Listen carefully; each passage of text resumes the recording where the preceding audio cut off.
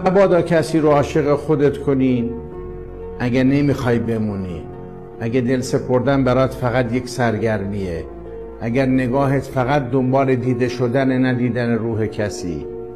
تو حق نداری دستی رو به گرمای وعدهات عادت بدی.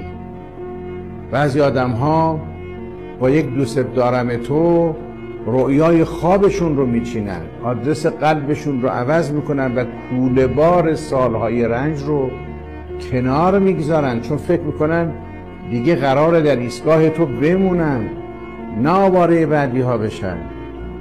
حق نداری کسی رو عاشق خودت کنی وقتی بلد نیستی حتی بند کفش تعهدت رو محکم ببندی. عشق اسباب بازی نیست که بعد از دلزدگی گوشه انباری بی احساسیت خاک بخوره. بعضی آدم ها عشق رو مثل شمعی روشن میکنن تا تو از تاریکی بیرون بیای، اما تو با بیرحمی تمام خاموشش میکنی و بعد میگی من هرگز چیزی نگفتم، تو خودت دل بستی. نه عزیز من، تو گفتی، با نگاهت گفتی، با بودنت گفتی.